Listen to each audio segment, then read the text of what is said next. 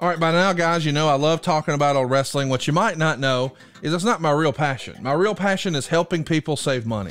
My real passion is getting families out of apartments and into houses. My real passion is getting people's finances aligned so they can retire on time. I hated going to Walmart and seeing the greeter being 80 years old. She should not be working. She should be home. Why is she still working? Because she still has a mortgage. I want to help avoid that for you. The other thing I want to help you with, let's make sure your kids don't get saddled with student loans. If you've got a student loan, why did you get one? Maybe because your parents still had a mortgage. I'm not saying that to be funny. I'm being sincere. There's only so much money to go around. What I want to help you do is figure out where you are right now and where you want to be long term. And I do it at SaveWithConrad.com. I've been doing mortgages for more than 20 years. And during all that time, we've helped tens of thousands of families change their life. I mean, routinely, we're helping our podcast listeners save $500, $600, $700, $800 a month. But more importantly, get them out of debt faster and with cheaper monthly payments. But if you don't think it can happen for you, let me just tell you this. We are not the bank. We don't say no. We say not yet, but here's how. We're going to get you a game plan on how to improve your credit, how to save a little bit of cash, and how to get into that dream house. Maybe you're already in the house, but it would be nice if someday we could put a pool in the back, or one day we want to upgrade to hardwood floors, or remodel the kitchen, or get a badass master bathroom. I can help you do all of that with no money out of pocket right now at SaveWithConrad.com. You don't need perfect credit. You don't need money out of your pocket. And if we can't help you save some cash, we won't waste your time. Check it out, SaveWithConrad.com, NMLS number 65084, equal housing lender. And hey, y'all, don't take my word for it. Check us out. We've got an A+ with the Better Business Bureau. And as if that's not enough, go look at our reviews. Read them and weep, haters. ConradReviews.com. You'll see more than 1,000 5-star reviews. Our average review is 4.72 stars. Find out how much money you can save. Take control of your life in 2023 by taking control of your finances. We're going to show you how to keep more of your own money. If you've got credit card debt, what are you paying on that? 14%?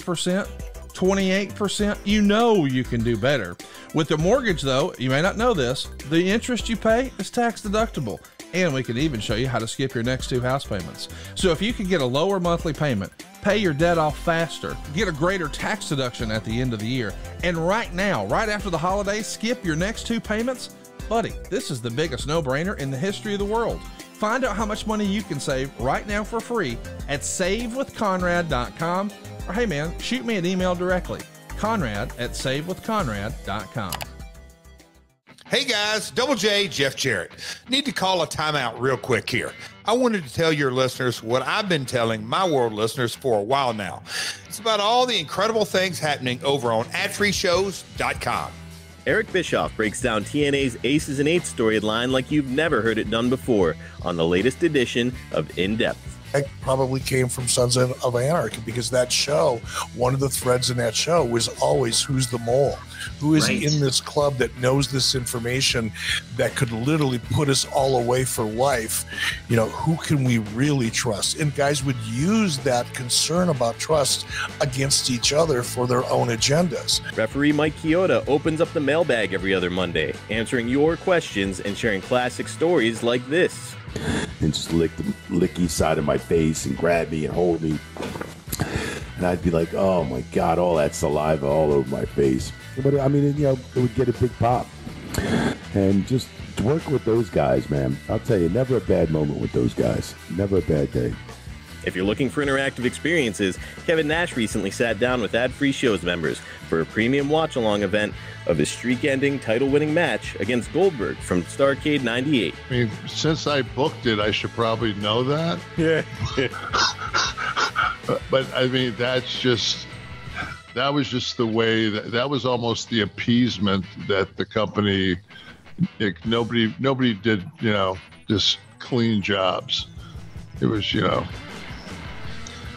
So, I mean, to me, a double run-in at a cattle prod and I get the victory. I mean, it's Get this and other exclusive experiences, including now being part of the live recordings of the podcasts. Hey, that's just a small taste of what Ad-Free Shows has waiting for you, including a brand new perk, getting to join in on the live recordings of the shows with 4 levels to choose from. See for yourself why Ad-Free Shows is the best value in wrestling today. Sign up now at adfreeshows.com. That's right, sign up today at adfreeshows.com. Welcome to WHW Monday. Tony Schiavone and Conrad Thompson. Jim Crockett, First Arcade, 605 NWA, TV title, Cajun Omni, the Bunkhouse Stampede. Flair and Horseman, Garvin, Bogey, Magnum, Dusty, Express Tag Team, Turner, Barton, Mid-South Joint World Championship Wrestling. Talking about the great years of World Championship Wrestling, the NWA, and Jim Crockett Promotions. Tony and Friends, North they win. Look, Schiavone's back again. World title split off center stage. Bischoff, Disney, Hogan, and Nitro. New World Order and the Crow. Thunder, Russo, Arquette, Champ, Vinnie, Mac, simulcast. Tony's back with Conrad, not your classy podcast. Watch along, try not to laugh. Lowest rules can't pass. This wasn't the initial plan. Tom's a good-looking man. Klondike Bill, make a tip. Tommy, you come over here. What happened when? WHW Monday. And now, let's go to the ring. And here's your co-host. Hey, it's Conrad Thompson. Hey, it's Conrad Thompson, and you're listening to What Happened When? With the voice of your childhood, Tony Schiavone. Tony, what's going on, man? How are you? I'm great. I'm supposed to turn these lights on. Hang on a second. And then There's there was one. light. You think I would be ready, right, for this freaking thing? It sneaks up on you, you know. There it is. Look at you. Look at you. How's everybody doing this morning? Man, we're in a good mood, almost as good of a mood as you are. I see you got your Bug shirt on like you like it. Congratulations. Thanks. Bug's downstairs right now getting his medicine from Lois, so that should be, he'll come limping up here in a minute. So, what all does he take besides Blue Chew downstairs with Lois? He takes two different medicines for his liver. He takes, he used to have a drinking problem. Apparently when he was a baby. Yeah. He takes some vitamin E, and then he takes some, he takes another medicine. He takes 3 medicines for his liver and, something for he takes like 7 different medicines every morning. Lord have mercy. Yeah. That's a lot. Yeah. He's, when he was younger, he had really bad liver, but we've been able to work with it, and he's okay now. Well, I'm glad to hear that. We're glad that Bug is here to rule the day, and we're going to talk about the day when WCW ruled the day today. We're getting in our Wayback Machine to talk about Thunder, and this is the Thunder after Super Brawl. Of course, last week we watched the Go Home show from Super Brawl, and now we're going to see the fallout on the brand new initiative in 1998 Thunder. Of course, we had about 3 episodes with the old Aggro Crag set. That was done before the end of January. And here we are, our last episode of February 1998 of Thunder here was February 26th. So we're getting our rhythm, and man, there's a whole lot of new faces here in WCW. We got Jim the Anvil Neidhart. We got the British Bulldog. We got Gentleman Chris Adams. We got Rick Martel. We're loading up the roster because now we've got a second show. It wasn't enough to have a 3-hour Nitro. Now we got a 2-hour Thunder. There's 5 hours of live WCW content in addition to WCW Saturday Night and everything else that was happening. You guys had Pro and some other syndicated programs. So at this point, you're probably cranking out too much wrestling content every week. Fair to say? Yeah, too much to be able to handle it as a company. Yeah. No doubt. You were throwing out those names like Neidhart and the British Bulldog. And I'm thinking we obviously took a lot of WWE talent, or WWF at that time talent. Why didn't we get Dominic DeNucci? Hey, where's Chief Jay Strongbow? You never know. Well, they were old, like you are today. Season 1, episode 8 is where you want to be on Peacock. We're doing a watch along, boys and girls, and this is kind of a quick show. an hour and 22 minutes and 8 seconds. Before we get going though, Tony, it was a big wrestling weekend. Of course, you guys had, I think, a fairly early Rampage because of the NBA weekend and it's All-Star weekend. Did you happen to see The Miz hit a half court shot over the weekend? No, I didn't see that. They had like a celebrity basketball game as part of their All-Star activities out in Utah. Yeah. And at the very end of the game, his team was down 2 or 3 points, I forget. And he just let go a half court shot, and they ruled that it left his hands after the buzzer, but he made it. Oh, that's great. It was super fun to see a wrestler make a half court shot. Super fun. Also super fun was the big New Japan show. Did you happen to have a chance to catch that or hear about it or read about it? No.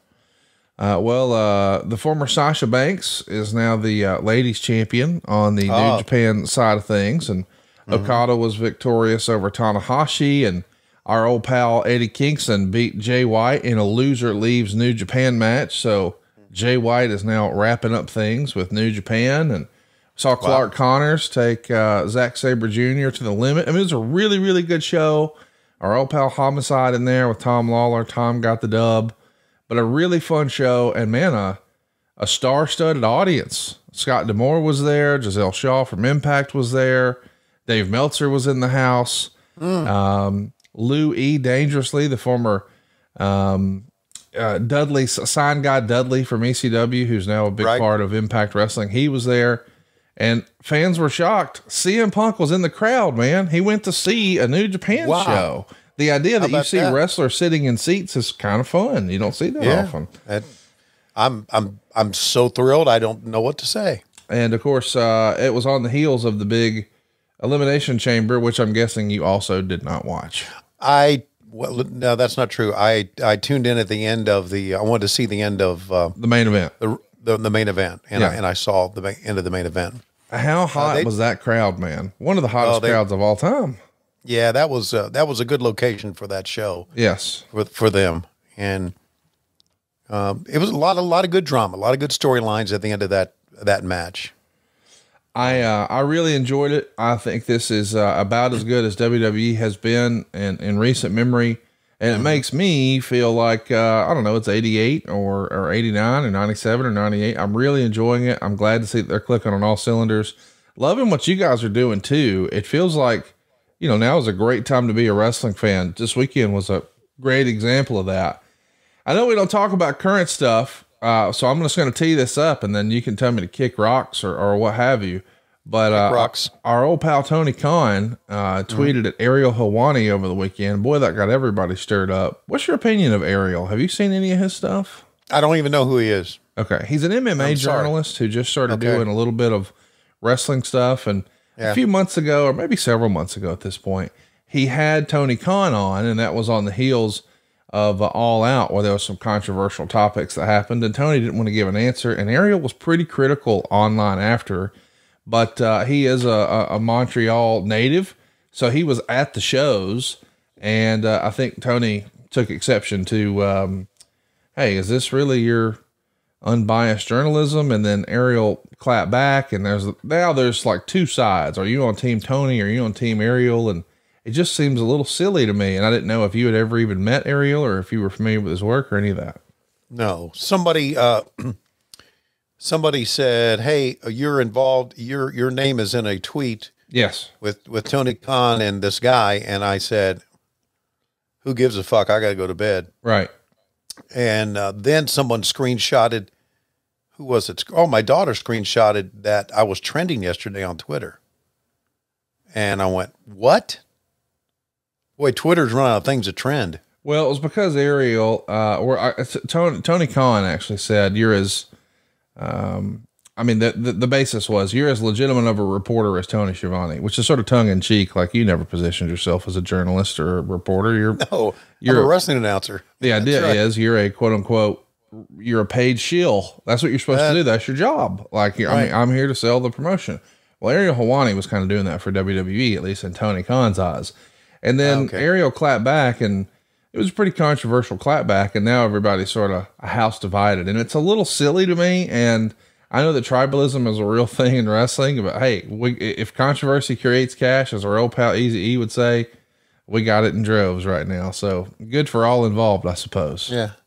Boy, the Twitter world is a worthless world. It's a cesspool, right? It is a cesspool. It's a worthless world. It's people giving opinions. Many people give opinions that they don't really give a shit about. They just want to cause trouble. And it's easy being a big mouth behind a keyboard. Well, I'll tell you, back in the day when you wanted to get yourself over and be a big mouth, you went down to the Office Depot and you got a poster board and you got a big old fat Sharpie and you made a sign. And we're kicking an old school. We're going to do that. We're going to go back to a time where when you wanted to be a smart ass, you had to put a little effort in. We're going to 1998, season 1, episode 8. February 26th, 1998, over on Thunder. So get your peacock ready, and we're going to kick this off. But before we do, I want to give a shout out to everybody who's riding along in our live studio audience. Of course, we talk about all the time that you can not only get these shows early and ad-free, but you can be a part of the live taping that happens over at patreon.com/WHW Monday. Of course, adfreeshows.com. But Coach Rosie is running with us, and DJ Turnup is here, and Eddie Prather, and shout out to Sam and Keith and 2 Count Kyle and Mike and everybody over in the group chat. Appreciate everybody waking up early with us this morning and coming to check all this out. Tony, I think we usually around this time have a special countdown. Do we got one today? Yeah, let's do it again. DJ Turnup sent us a lot of different countdowns, and if I don't use them, then he is going to, be on my ass. So I don't want that. Okay. Here we go. DJ, turn up!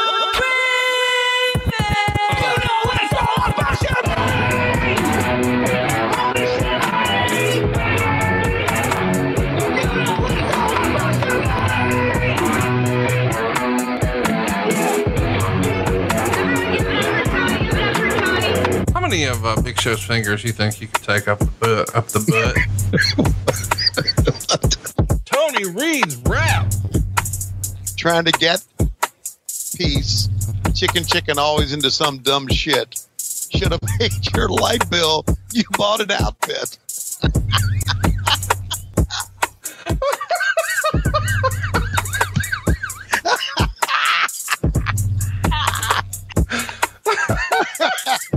Should have paid your light bill. You bought an outfit.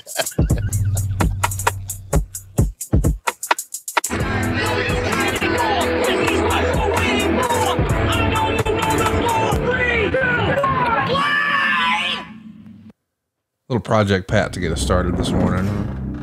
Here's the old Thunder open.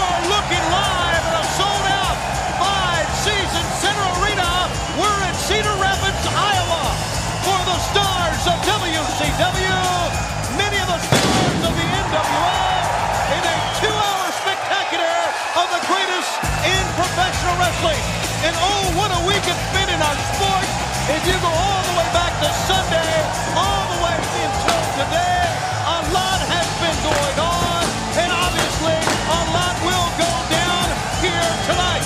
Man, that's a cool looking set, especially when you compare it to the aggro crag, don't you think? Yeah, anything's a good looking set compared to that piece of shit, but that is a pretty cool set. Not only that, it's a pretty cool open. Yes. It's obviously Hollywood Hoganese, yes. But still it's pretty cool. I really dig the look here, though. It feels like it's the cousin of Nitro, and we know on commentary here we got Stagger Lee Marshall, Bobby Heenan, and yourself. Mm-hmm. What'd you think of Lee Marshall at your elbow? Not just doing voiceovers here or there, but actually at the desk with you. Loved working with him. I don't know. I was always happy with Lee was around.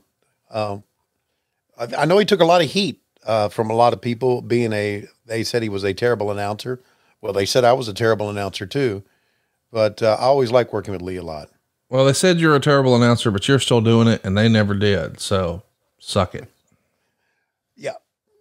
There you go. Right there. Absolutely. I really enjoyed the open though. To your point, I think this is a much improved look and feel and vibe. And we dialed this in just a few weeks after the debut. I mean, I think that Aggro Crag set was only around for like 3 weeks. So yeah, after a month, you guys had this new set. Who would have been in charge of helping make all that happen? Would Crockett have been a big part of that? Oh yeah. David Crockett would have been a big part of it. A guy named Will Bird would have been a part of it. Steve Small, who still works a little bit with AEW. I see Steve now and then, would have been a big part of that. But David would have really been in charge of that. How's things with David, by the way? They're great, man. Take a look at this this entrance here. Yeah, we're gonna have a really good match here, but you got a lot of great stars. Eddie Guerrero and Chris Benoit in a tag team. Come on now. How about that? I want to mention that we've got this show coming to you from Cedar Rapids, Iowa, which, as you may recall, was the home of the very first NWO Sold Out. I sure in do. January of the prior year. So the first ever NWO pay-per-view in the freaking snow was here in Cedar Rapids, Iowa, and we're back here for this Thunder. As a reminder, Super Brawl 8 was this past Sunday. You heard you mention it at the top of the program there. Booker T won the TV title. Chris Jericho retained the Cruiserweight title, and then unmasked Juventud. So Juventud, who you've referred to here on the program, is a damn good-looking man. He's been unmasked. DDP retains his U.S. title over Chris Benoit there. Lex Luger would beat Macho Man Randy Savage in a no DQ match. The Outsiders won the tag titles from the Steiner brothers when Scott turned on Rick Steiner. So the Steiners are no more. And Steen beat Hulk Hogan for the vacant WCW World title. And what a look this is, man. I just love the entrance here, especially when you see Dean Malenko come out. I don't know why, but that shot has always gotten to me, him coming through the entrance there. It has a lot of depth. It looks cool, man. This set is underrated.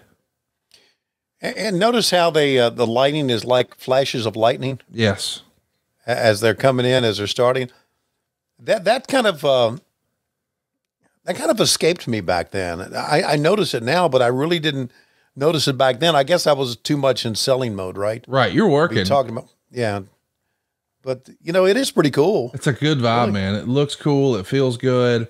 Yeah. And, you know, I know we made fun really, really hard of this Thunder set when it debuted just a few weeks ago here on the program when we watched it back, but they've got it dialed in. And look at this crowd and take a listen. They are hot for Eddie. I want you to listen to how much heat he's got here. Inserting uncensored tonight on this program, and we're going to get to the very first one as soon as this match begins, because it has something to do with all 4 men in the ring. Now the fans here already at the Five Seasons Center are on Eddie Guerrero, and certainly well-deserved the heat that he's getting right now with the fans.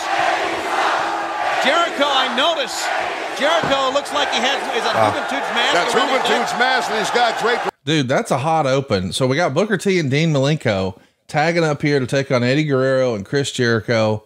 This to me is part and parcel why you guys were winning the Monday Night War. Now at this point, certainly Mike Tyson is in the mix, but Stone Cold's era has not yet begun. He's not been crowned as the world champion. That's going to happen at the end of March. And of course we know the tide starts to shift in April, and now it's much more competitive and you guys will be going back and forth. But when you're opening match, what a great shot that is too. Oh, and they're taking a break. I think we should too, man. I'm going to stop it down at 6:15 here.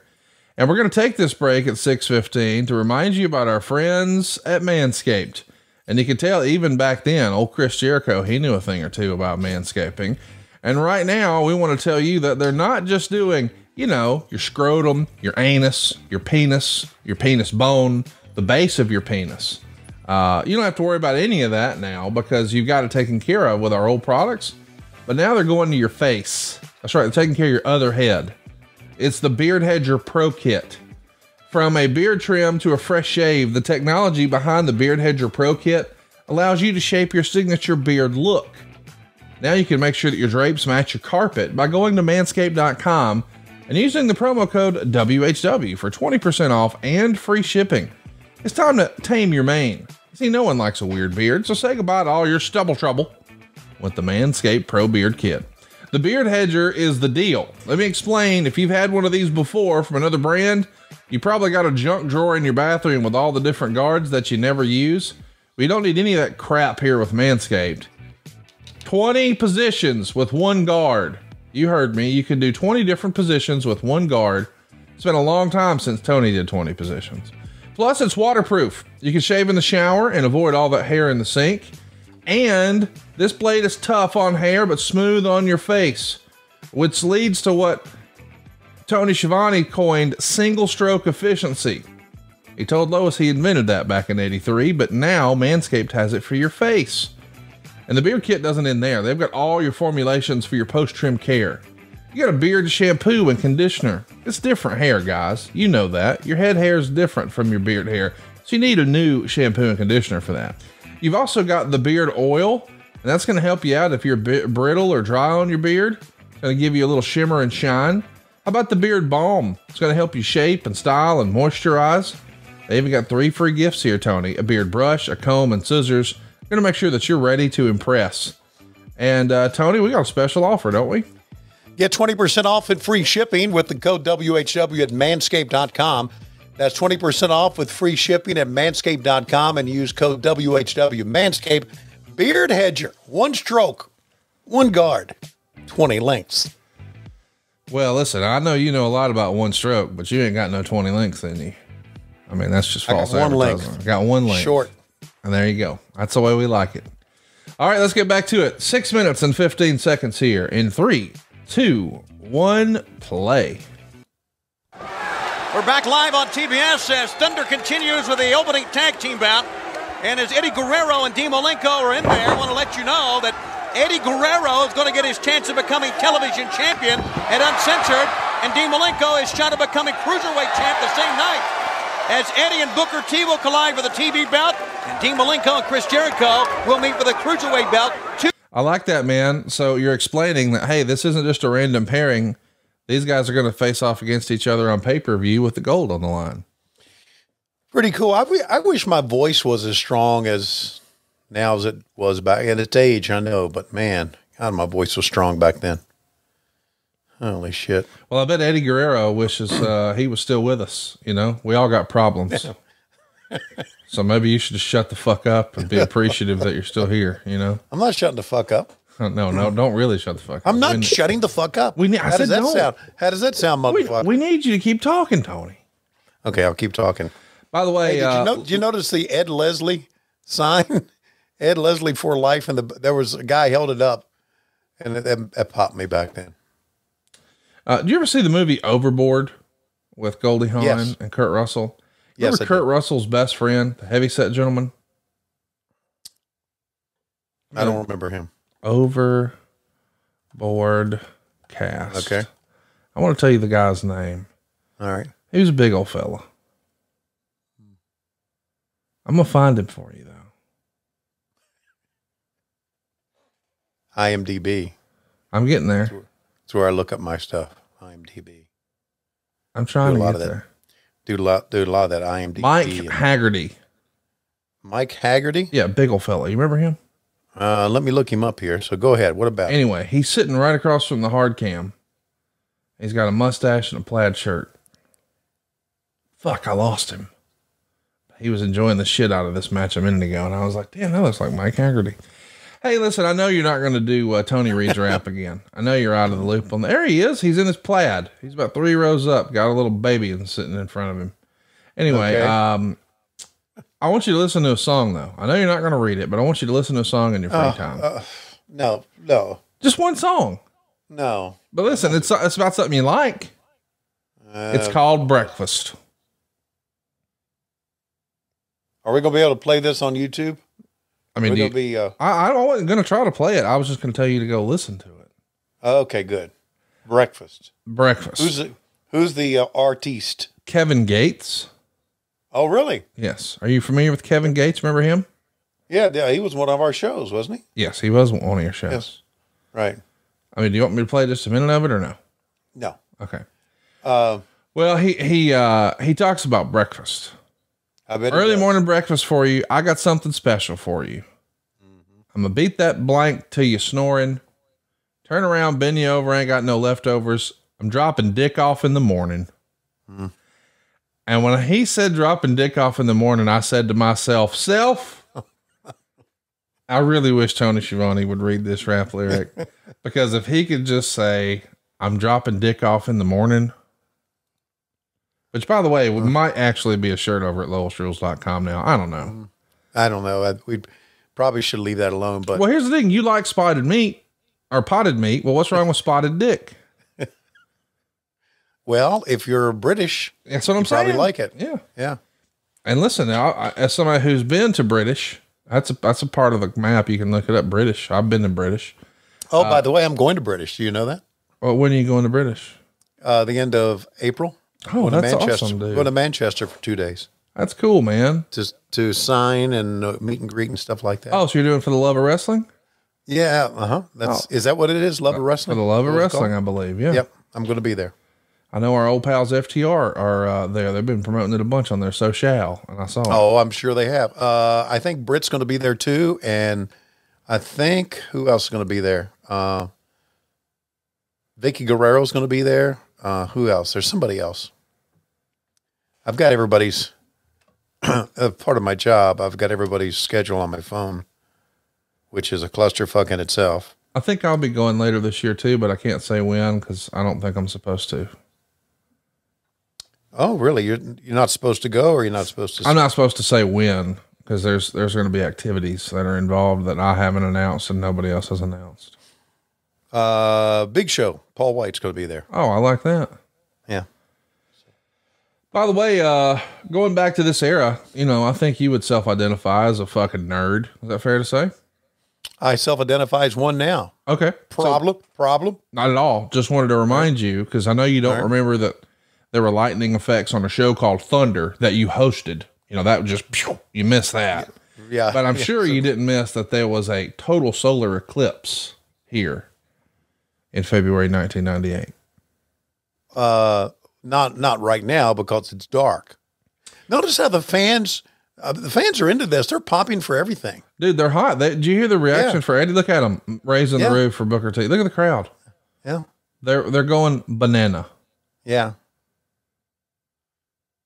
Banana. 2. Oh boy, wow. Chris Jericho came off and made. You see how far Chris Jericho jumped to make that stop? I was thinking the same thing, man. That was all the way to the other side, dude. Yeah. I'm gonna tell him on Wednesday. I'm gonna say, hey, you jumped almost completely across the ring. Do that for me again tonight. If you're wrestling, do it for me again. I have so much fun with Chris Jericho. It's sometimes I'll be doing commentary with him, and I'm thinking, wow, think about how far we came, right? Yeah. Did I ever think there's your win. Did I ever think I would be doing commentary with Chris Jericho 20 plus years later? How about that, man? A frog splash from Eddie Guerrero off the top gets the pin on Booker T. But at the same time, Dean Malenko had Chris Jericho in the cloverleaf. So really fun match. The crowd was super hot for it. We're only 13 minutes and 3 seconds in, but we're already off to a great start. And man, I love that boom shot they're doing. It looks like they're taking a break. We will not.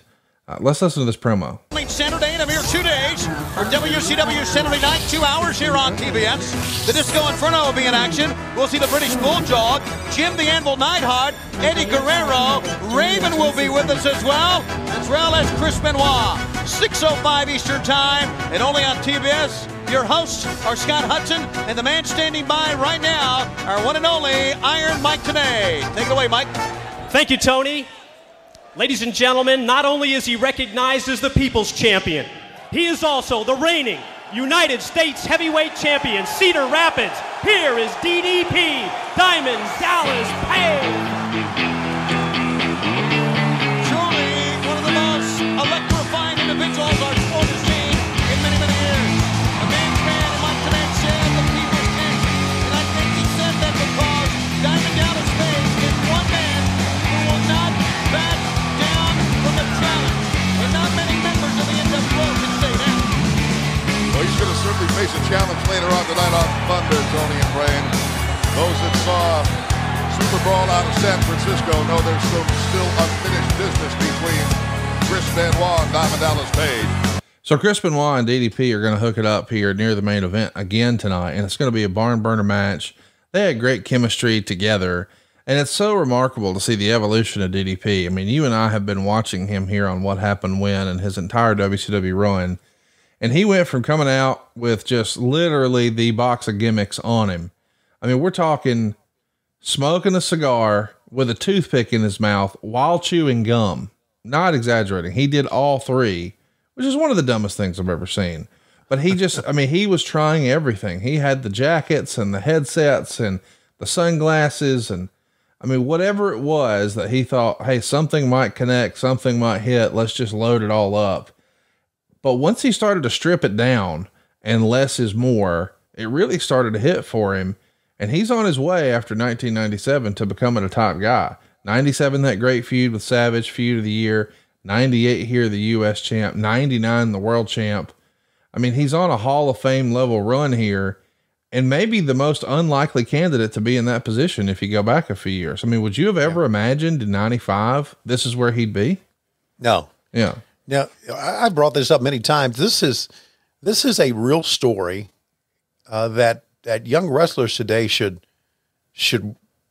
look at, should follow, should go back and take a look at what he's done and where he's become. Now, listen, he was a good friend of Eric Bischoff's, and that had something to do with it, but it wasn't the reason. Right. But it did have something to do with it, but he's an amazing story. He really is.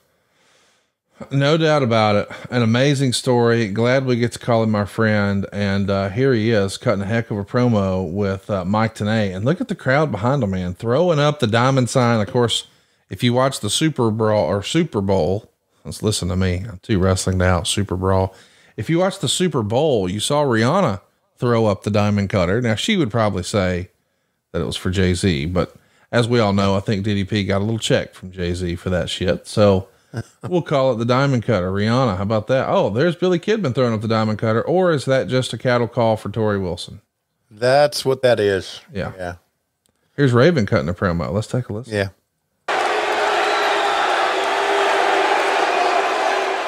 You want a title shot? I'm jacked. Come on in and get it. Well, he's willing to do it right now. Let's go. Like you said earlier, the man has never backed down from a challenge. Right. Now he's throwing out challenges. It's not a smart thing to do. No. I want to be in the main event. I want you next Thursday. How about that? Next Thursday, right here on Thunder, there's the challenge. Oh, he likes it. Look at his face. Hey, Raven. Be careful what you want. You just might get burned. There it is. I guess it's set. Next Thursday, Diamond Dallas Page and Raven. Tony, back to you. Well, that event will be in Columbus, Ohio, and that. Hey, let me ask you this. You know, Eric Bischoff has been pretty out front about the fact that he didn't quote unquote get Raven. And we actually got them together late last year, and they sort of squashed their beef because for years, Raven didn't like Eric and Eric didn't like Raven. But for a guy who would say, I didn't get it, he did spend a lot of money on it. I mean, he's putting it in good spots, like with DDP for the US title, but he gave him a 5-person entourage. So you got to think this Raven presentation now has 6 salaries. Like for somebody you could say, well, I didn't get it. Well, why did you put 6 guys on payroll to help one guy get over? Yeah. That's a lot of investment for a guy that you quote unquote don't get. Do you think that some of Eric's opinions are opinions based on the now instead of the then? Perhaps, but I also think that he would say, if Eric were here, I think he would say, I didn't hire Raven. Kevin Sullivan did. He handled all that. And I let Kevin sign guys up to X dollar amount per year. And if that's what he wanted and it was in the budget, we did it. So I get it. Well, there you go. There you go. That is a pragmatic, practical answer. But I also think, hey man, if it was Eric's personal money, he might've said, sick boy, Get him the fuck out of here. I want that 150 grand. I'm going to get another Mercedes rather than have sick boy or whatever. You know what I mean? Yeah. Here comes a legitimate badass dude.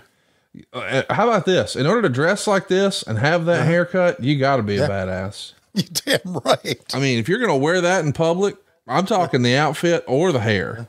You better be a badass. By the way, his son, who is a badass, was doing a little angle on that New Japan show over the weekend. And my wife actually asked, hey, didn't you say New Japan had a show? I couldn't believe it. Wow. And I said, yeah. She goes, are you not going to watch it? I was like, well, I didn't think you would want to watch that. And she goes, well, let's just turn it on and see. Didn't you say Sasha's on? Yeah, she is. So when we turn it on, we see his son, and I point out to her, hey, that's Finley's son. She goes, that's Fit Finley's son. It's just so fun to me that it is a multi-generational thing. And just take a look in the ring. We know that Fit Finley's son is in the game now. We know that is Brad Armstrong, his entire family, brothers and father, and Nick Patrick, man, his dad, just a legend in wrestling, the legendary Jody Hamilton, sitting in the quote unquote Jody position in WCW. It's just fun to me that this is, in more ways than one, a family business. Oh, sure it is. It's even down, for you. Would you have ever imagined that this would be a family business for you? No. Yeah. No, I never, I honestly was, I was kind of against Matt Schiavone being with us on what I thought was best for him. Because as I said, I mean, you're with Fox News and you're with a company that's going to be around for a long, long, long time. And history has proved that unless you're WWE, you're not going to be a major promotion for a long, long time. It doesn't mean we're not. I mean, we could be. We could be around forever. So I told him, I said, you've been 14 years at Fox, but he loves wrestling so much, right? He does. Yeah. And he fits in. He really does. He fits in very, very well with us. And he knows TV. So there you go. All my kids love wrestling. You know who loves wrestling? Everyone listening to this. Yeah. My daughter does. Really? Oh my God. She watched it all the time and will text me the next day. So yeah. Is she just texting you the next day to say, Dad, get a haircut, iron your goddamn pants, things like that, or other stuff? No, she'll text other people like you to do that. Right. That. Right. Yeah. But she'll talk about some of the great things, some of the emotional things. And you know what? She's drawn into good interviews and storylines. How about that? Listen, I think that works, and I think you guys have had some. I actually got into a pretty spirited debate with my wrestling friend, my OG wrestling friend, Clint from Hershey, when I was telling him how much I'm enjoying the Bloodline Sami Zayn storyline.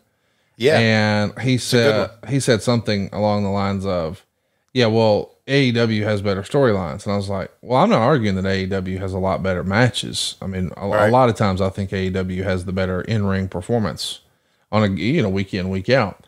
And he goes, no, better storylines too. And I said, Clint, I'm not trying to be argumentative, but what AEW storyline right now is better than the Sami Zayn Bloodline story?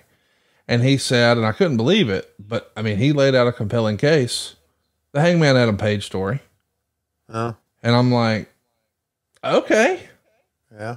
I mean, listen, at first I looked at him like he had flaming turds hanging out of his mouth, but then he pitched it and I was like, okay, listen, I disagree, but you made a better argument out of it than I would have. And then I found myself paying more attention and really, all right, let me look a little more intently, see if there was something I was missing. And then I'll be damned. You guys had another layer of that onion this week when Moxley said something like, you don't have any friends. And then bam, here comes the Dark Order. It was, it was fun. It was good timing based on his and our argument. Listen to me. Oh, look at that tombstone. The best, man. One of the best tombstones. I know when people think of a tombstone, they almost always think of The Undertaker, but there's been some great tombstones, and that was one of them right there. That's kind of I appreciate Dave for throwing up that still of it. That kind of looks obscene. But why would you think that? Maybe because of all the years I've been podcasting with you. I don't know. You know what? On that note, I think we're going to have to take a fucking break. I about had it with you.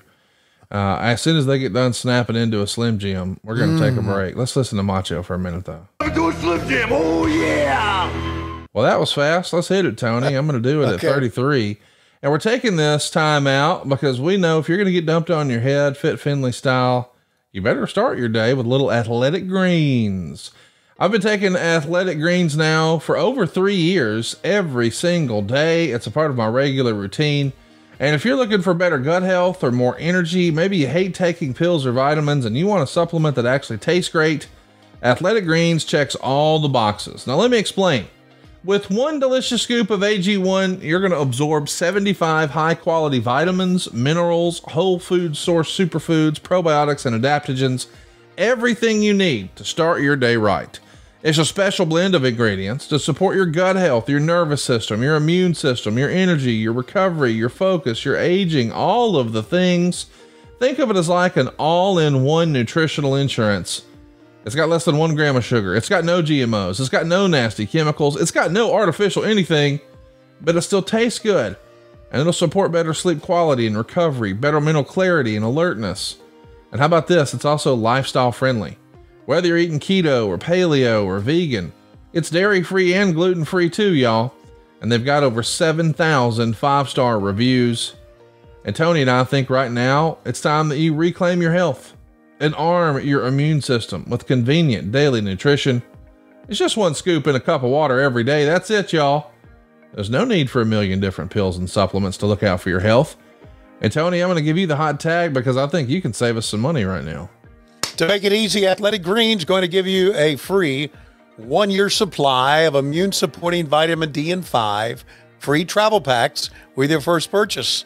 All you have to do is visit athleticgreens.com/WHW. Again, that is athleticgreens.com/WHW.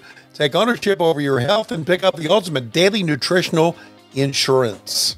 And on that note, let's get back to the program here. Season 1, Episode 8. February 26, 1998. I'm at 24:33 in 3, 2, 1, play. Back we are at a sold-out Cedar Rapids four-season center. We're in the great state of Iowa as WCW Thunder here on TBS goes all around the world. So we got Dave Taylor coming out. Going to be taking on your boy, the British Bulldog, Davey Boy Smith. Dave Taylor, such a great performer. And of course, we know what an icon the British Bulldog has been over in the WWE. And he's even got his cape here with WCW on the inside. So, of course, he's been here for one tour of duty before. We haven't spent a lot of time talking about either one of these guys. Talk to me a little bit about your experience with the British Bulldog.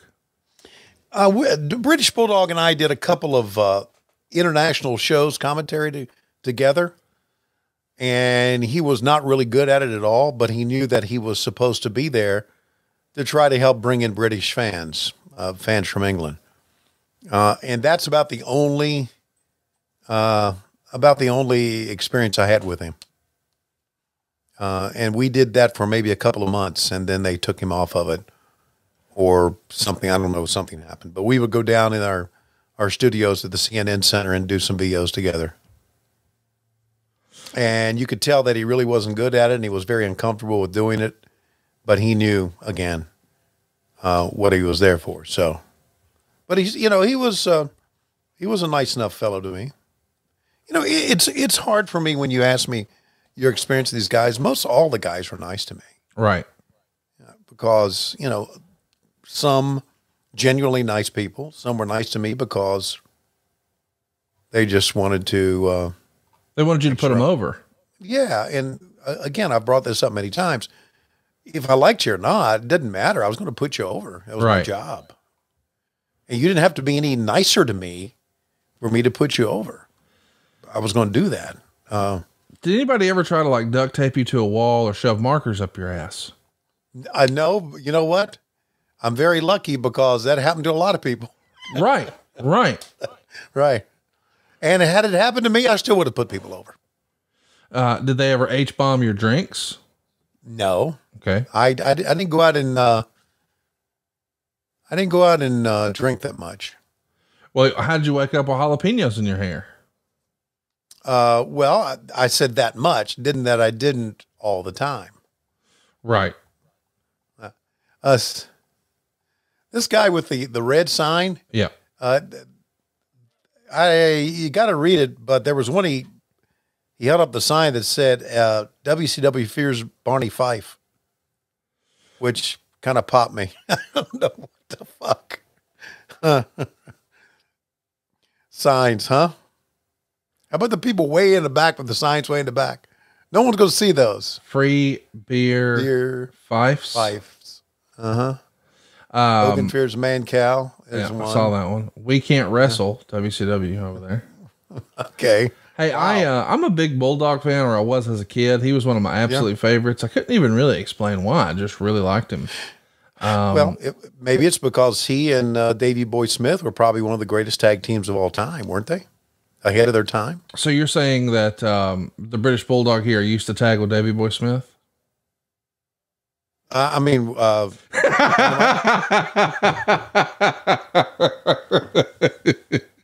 Dynamite Kid, motherfucker.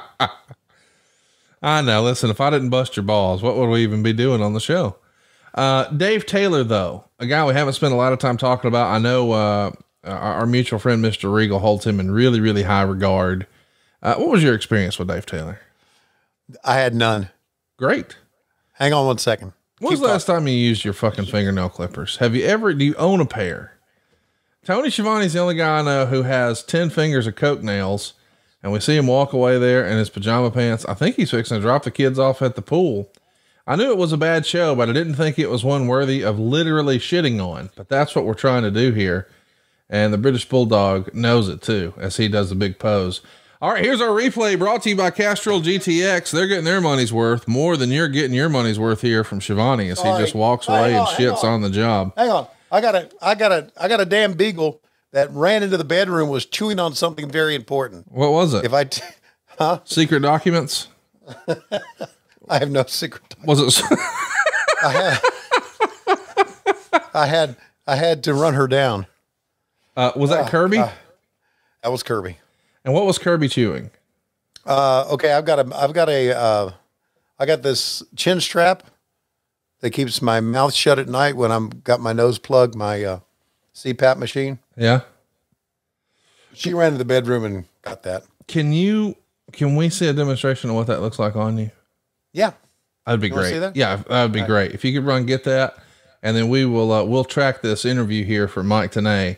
I'm sure they'll both be as riveting. Oh, you've got a handy. I can't wait to see this.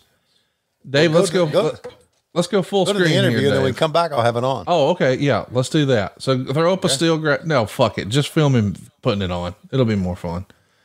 Hollywood Hogan's attention right now is at the Macho Man Randy Look at Kirby lurking. I know. Look at her. Ladies and gentlemen, if you've ever seen that scene in Ace Ventura where he sticks his head out of a rhino's ass, that's what we got right now with. Are you wearing Elegante's jockstrap on your head right now? Is that what that is? I could be. That's big. Why does the thing hold your chin shut? Is that so you won't in your sleep, or what is it? No, because you put the nose plug in and sometimes your mouth will open, right? Oh, so you don't have the whole mask cover like you're in I just Top have Gun. the nose plug. I got you. And then if you don't use it, you wake up and your mouth is dry. Kirby, come here. Come here, girl. So the downside of not wearing Elegante's jockstrap is that your mouth is dry when you wake up. I'll take dry mouth. Really? Yes. Have you ever had dry throat?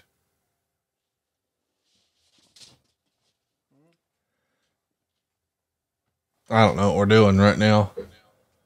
Look at this troublemaker here. Oh, now, man. I saw Kirby on social media this weekend running around to the Pee Wee Herman theme song. Yeah, she's crazy. How old is Kirby? She's 1. Yeah, that checks out. Yeah, she's a good girl. I mean, that one actually looks normal. Like Bug looks like he's afflicted.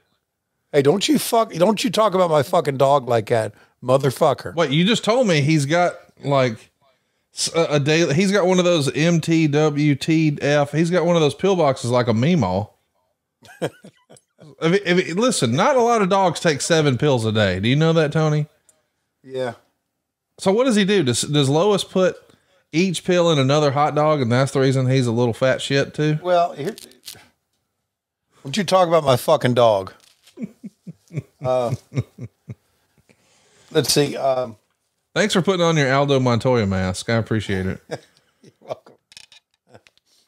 Now, Kirby, let me tell you something, little girl. You keep going in the bedroom, pulling out things. Look at her. She wants to play Bug, and Bug is like, nah, get the fuck away from me.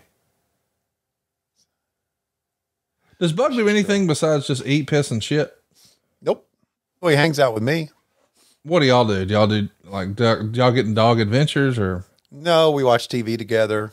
What's his favorite show? Well, it was Yellowstone until we've just about seen every one that you can see. Tony, I'm going to ask again. This is your opportunity to shill. Okay. What's Bug's favorite show to watch?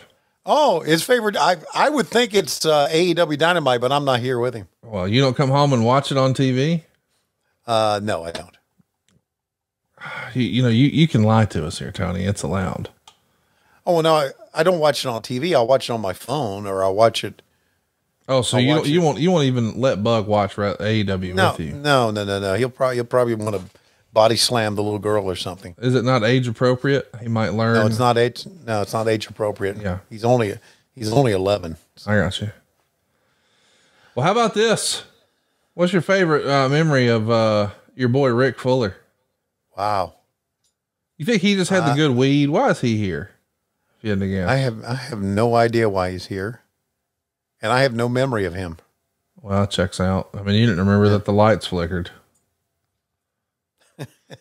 Luckily, he won't be here long. You want to guess who he's wrestling? Goldberg. You nailed it. Yeah. And he's going to get squashed. Let's take a listen. Tony, look at this. I've never seen fans take a wrestler like they are taking to Goldberg. Fans standing, flash bulbs flashing. What a reception.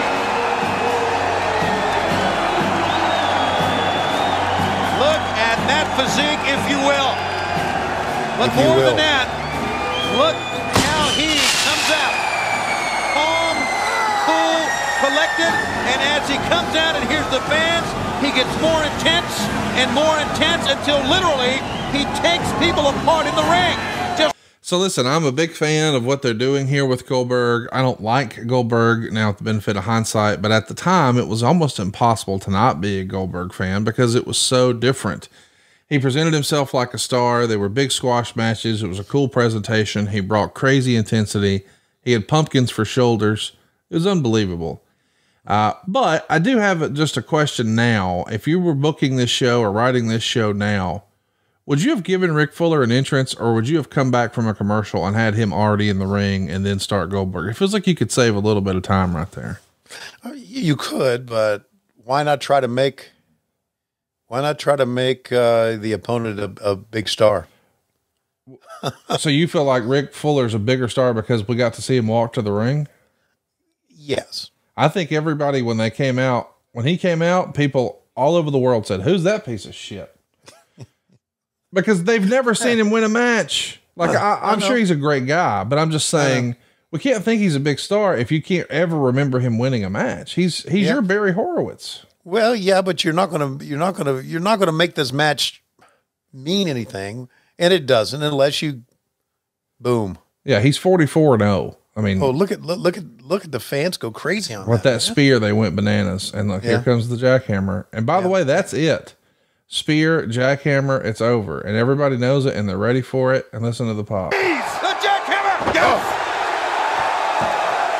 Count him out. You the man. You the man. And that's not just Sir Isaac Newton and gravity that takes Fuller down. He punctuates it with that jackhammer slam. Man. Yeah, Heenan was on a roll there, and Lord bless him. You need to take back what you said about. I don't know why people said he wasn't very good. I figured it out, Tony. Sir Isaac Newton and gravity. I figured it out. Sir Isaac Newton. Jesus. Do you think you can work a Sir Isaac Newton into Dynamite or Rampage this week? Yeah. If you'll text me, I'll try to remember. Well, have your ears on this weekend, folks. Okay. Sir Isaac Newton coming your way. Hey, we should at least acknowledge since, oh, look, Pamela Fierce Tommy.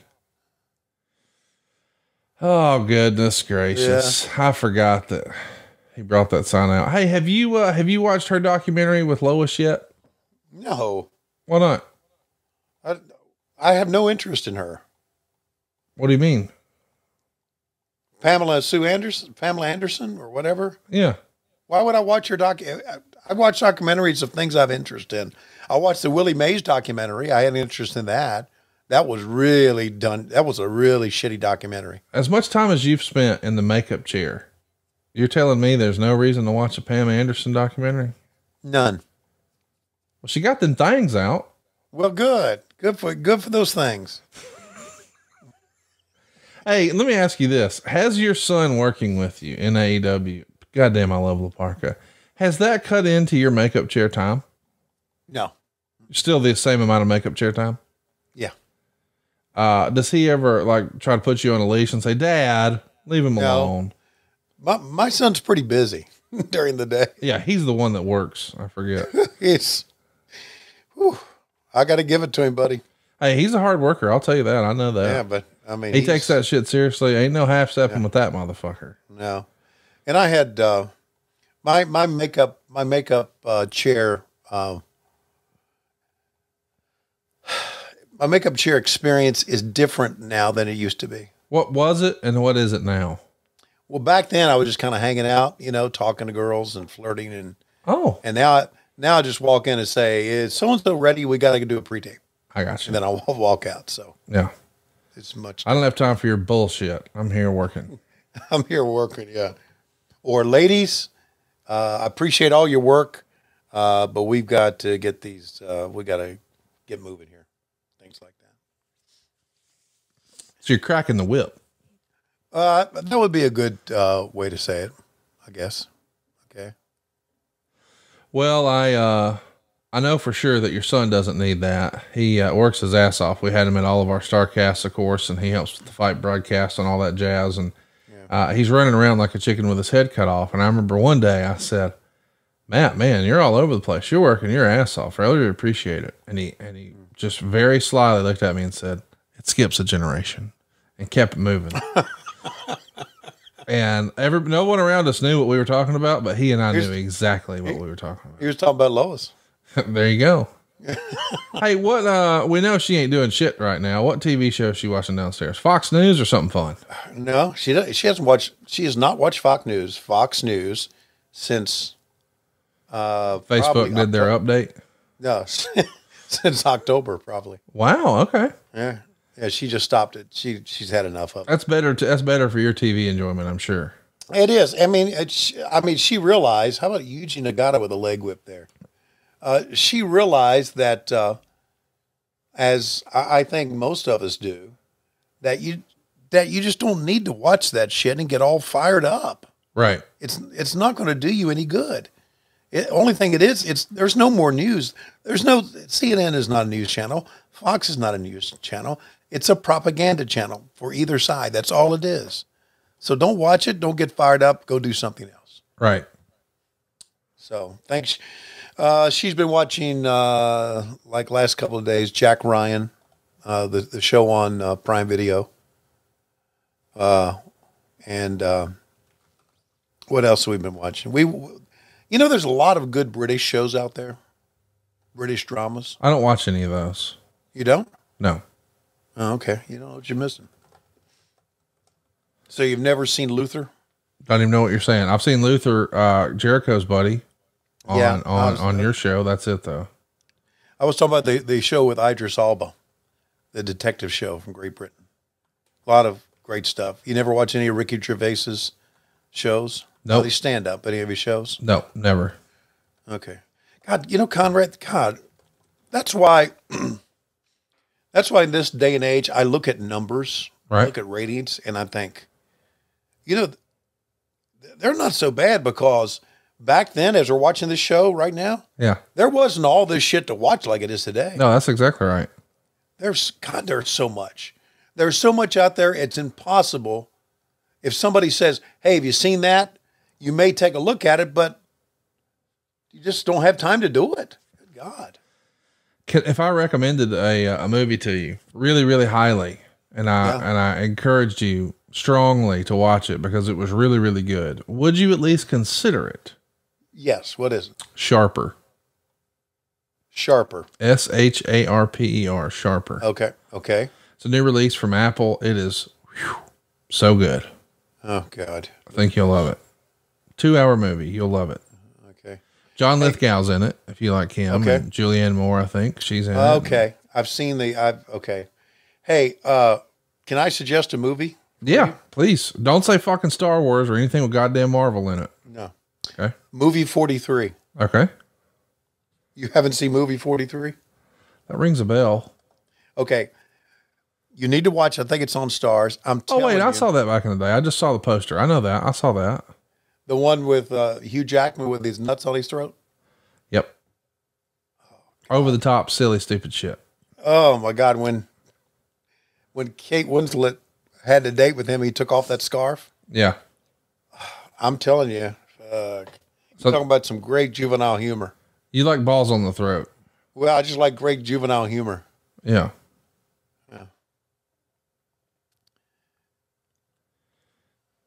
Well, we missed a commercial break there, but we did. Yeah, it doesn't matter. Silva will throw in some ad markers there. So okay, a year from now, people who are way behind will have just heard someone else voice a spot about fucking car batteries or something. How about all these gang signs? It's not just car batteries; it's fucking car batteries. Yeah, it's the too sweet sign is what they're doing. Yeah, but that's gang stuff, man. That is gang stuff. That's gang stuff. Yeah. See, look at all these kids throwing up their gang signs. Yeah. Listening to the rap, being brainwashed. Yeah. Yeah, wrestling does a good job of brainwashing people. Oh yeah. Yeah. We got some questions we want to throw up here, or are we going to listen to Scott talk? Well, I think we should definitely talk to Scott, but we do have some questions that we got through the internets and various sources. We had some that came from Twitter Machine, and then of course we got a live studio audience, and we'll get to some of that once we hear Scott hit his "Hey Yo" routine, and then we'll talk about quote unquote yesterday. Yeah. So remind me when we listen to when we finish with Scott Hall to talk about yesterday. Yesterday. And I want to remind you, there is a fantastic segment on this program, a pre-tape, a vignette, if you will, of Kevin Nash that we got to go out of our way to watch and listen to. Opportunity here. Listen to it. WCW. I don't know how you've done it all these years, Tony.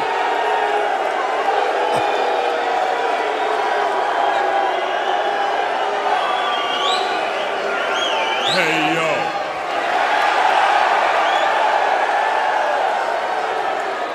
Let's get it out of the way right now. It's survey time.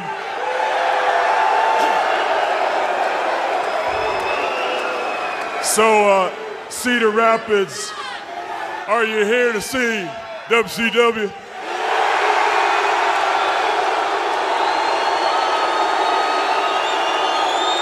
Or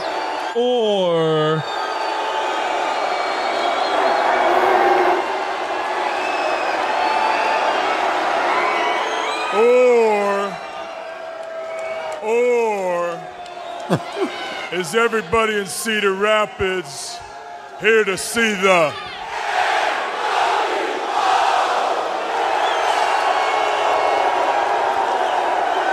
fucking air horn hit? Yeah, buddy. Survey says one more for the good guys. Okay, everybody knows that in a little over 2 weeks, the working man finally gets his shot at the big gold belt. So hey, Sting, Hey, Sting, hey, scary man. Let's compare the last 2 years of our careers. While you've been hanging around in rafters, I've been cruising down the aisle, wrestling every single night. Now everybody agrees, hey, we all agree you got a cool entrance. Sometimes you come through the ring, sometimes you drop down from the ceiling. But what I gotta know is what do you got when you step through the ropes? He's got millions of fans behind him with what he's got. And the title. Hey, Sting, they want you not near as bad as I want you. At Uncensored, you're gonna have to prove to me that you're better, and I don't think you can. So Stinger, if you want Scott Hall, don't sing it, bring it. And Scott Hall will get his title shot on the 15th of March at Uncensored against the one and only Sting. I wonder if he'll put the Sting mask on and a sneak attack from behind with a baseball bat like he did on Monday. More Thunder after this. Surprise me. He's a liar, you know. So they're taking a break. I want to talk about that reaction though, because what a pop that the NWO got. They were hanging on his every word and they were firmly with him. And the whole crowd, it seemed like, yelled NWO, but very, very quickly, oh man, somebody just nearly hit Lee Marshall. Did you see that? Somebody threw something at Lee Marshall and he reacted after it already hit beside him. Anyway, then they start chanting, "We want Sting." You know, listen, this is not necessarily an NWO crowd. This is a WCW crowd. They're just cheering for the stars, but this is a pretty hot crowd here in Iowa. But I guess if all you got to do is pick corn or see what orifice you can shove the corn in, it's a big deal when WCW comes to town. I'm sorry. Say that again. Well, Iowa has nothing but flat land that grows corn. So there's nothing to do there except grow the corn and then play pick-a-hole with said corn. Okay.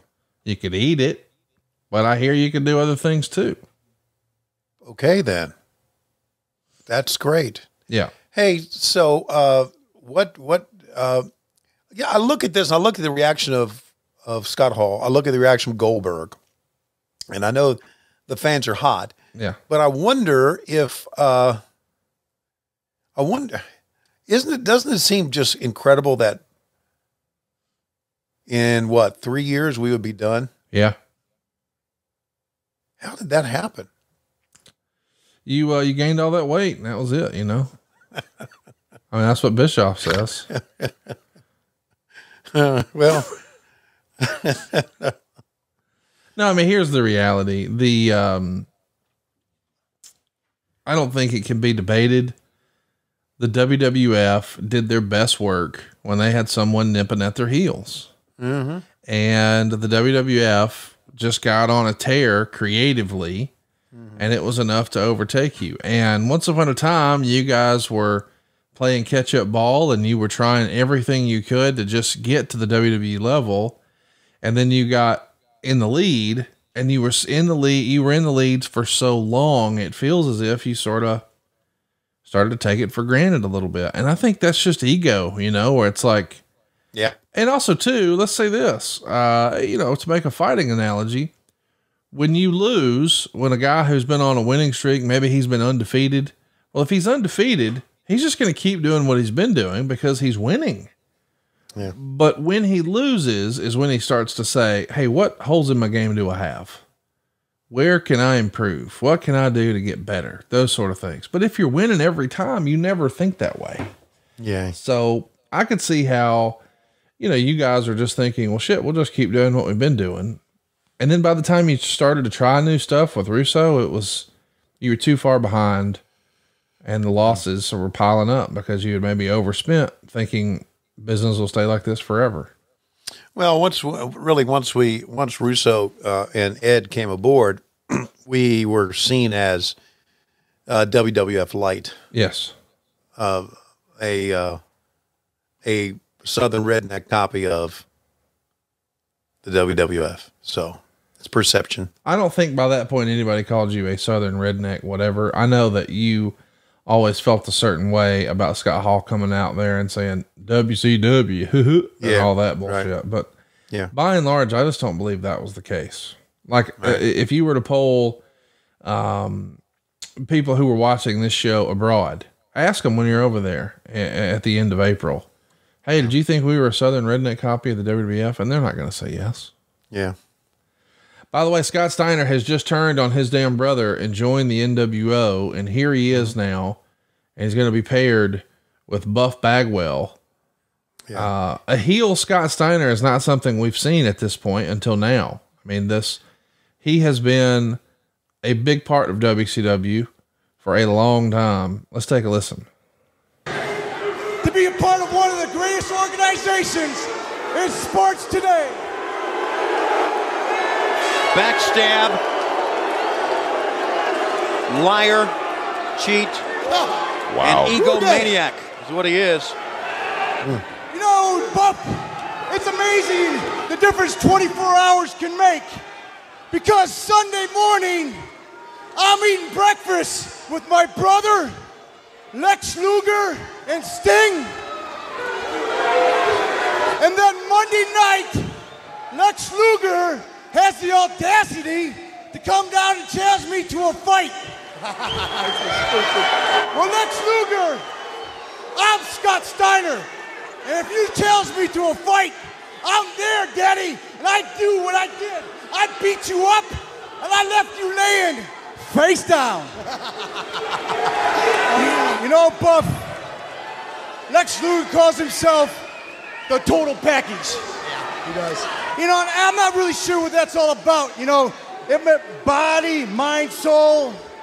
You know, it's obvious that Lex Luger is an educated man.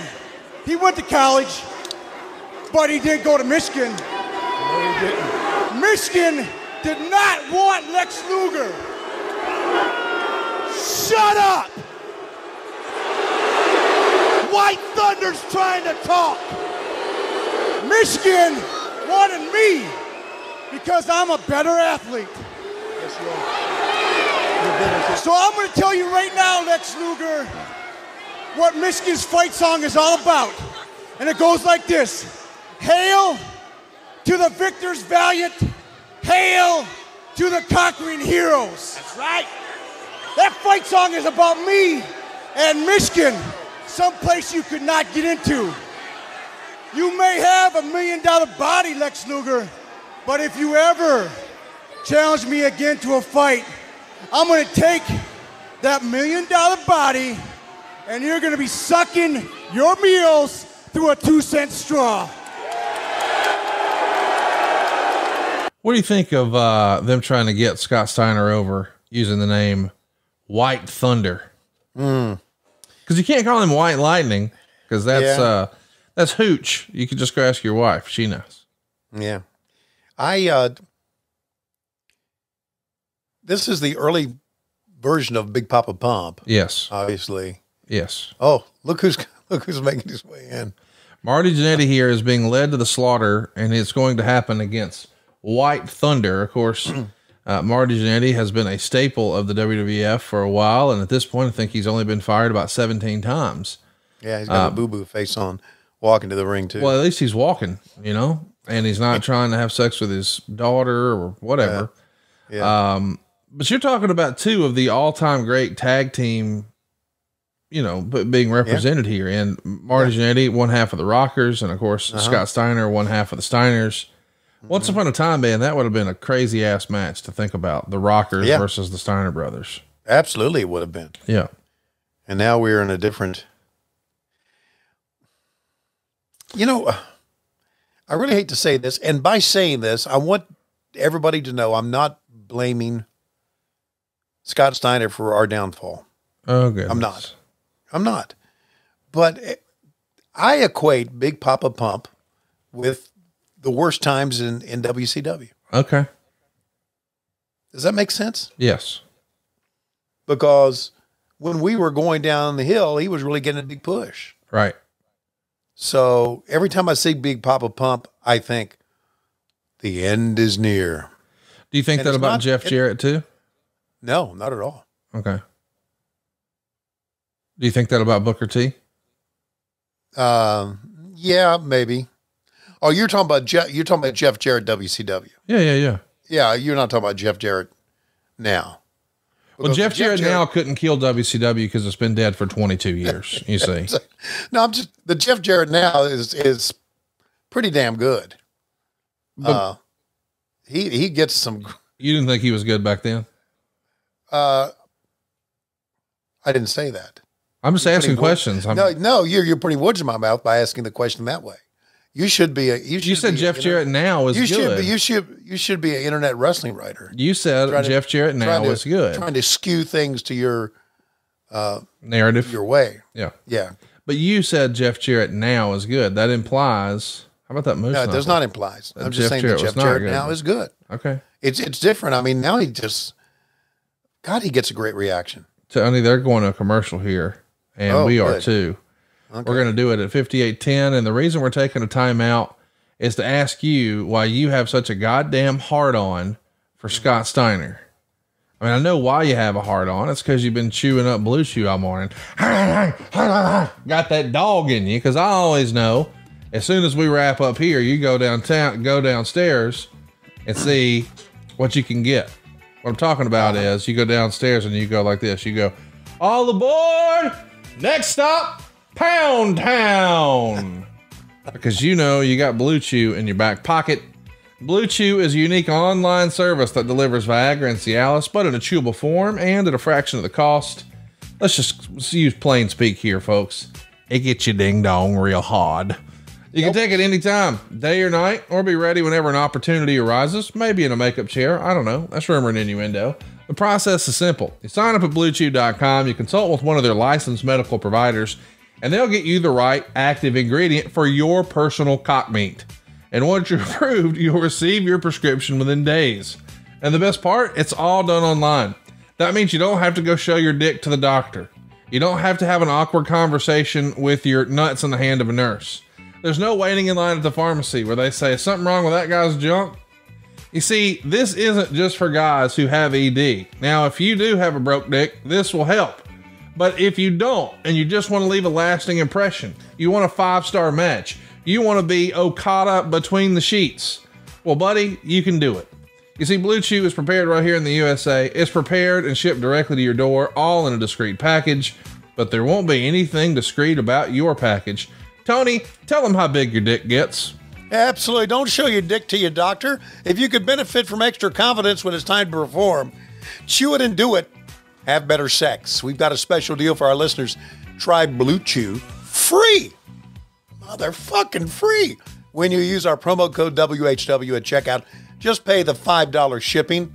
And come on, you could afford that for a hard-on. That's BlueChew.com, promo code WHW, to receive your first month free. Visit BlueChew.com for more details and important safety information. We thank Blue Chew for sponsoring What Happened When. And come to you from our dicks.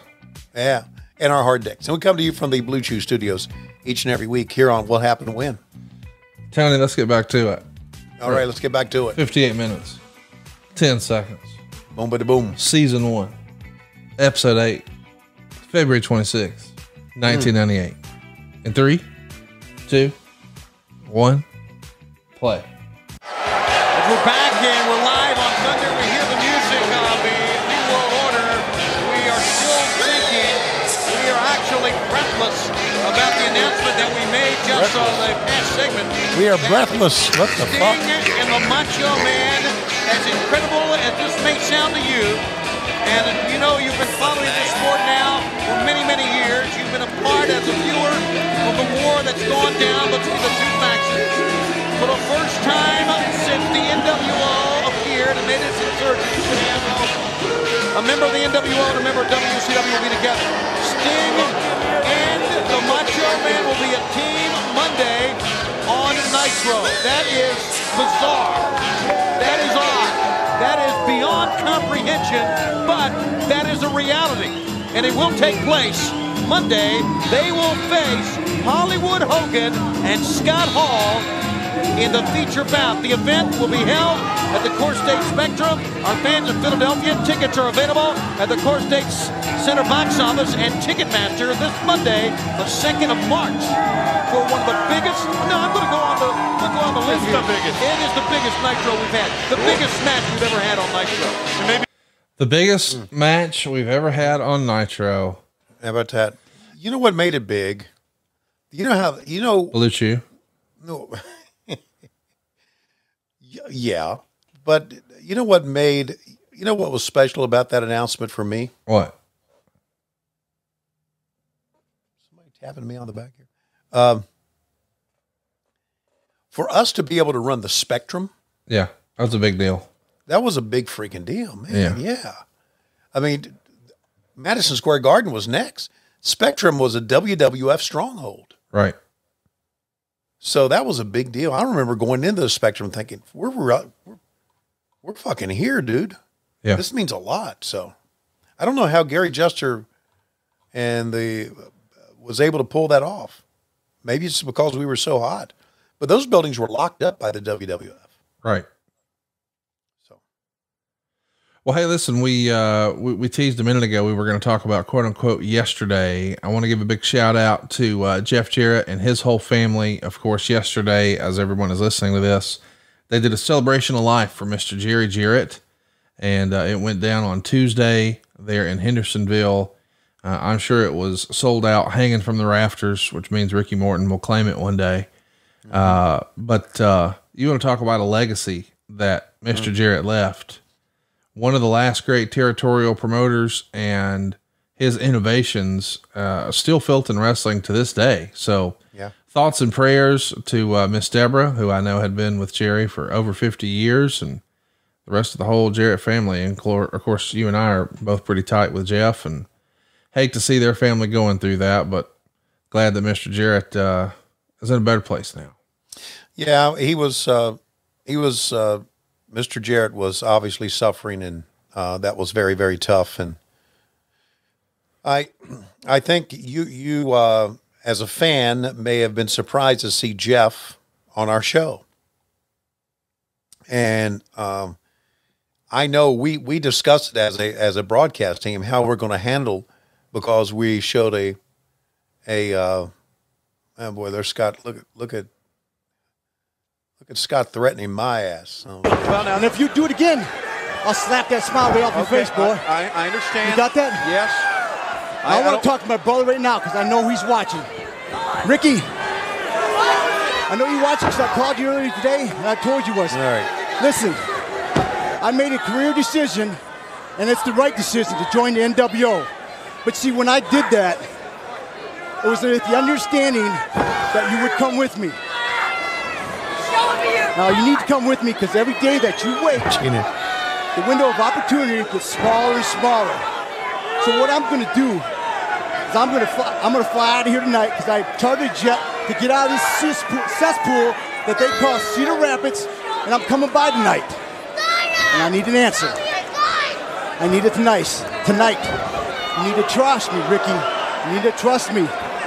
The door is still open, but it's closing fast. Ricky, I've never let you down before throughout all the World Tag Team Championships that we've won, and I'm not letting you down now. Think about it, Ricky. I'll be home tonight. I like that. Nice little segment. It looks like Neidhart was actually going to get the better of Mr. Perfect, or Kurt Hennig, as it were. So here comes Virgil for the interference. And now here comes Brian Adams. It is just a WWF love fest in the ring right now.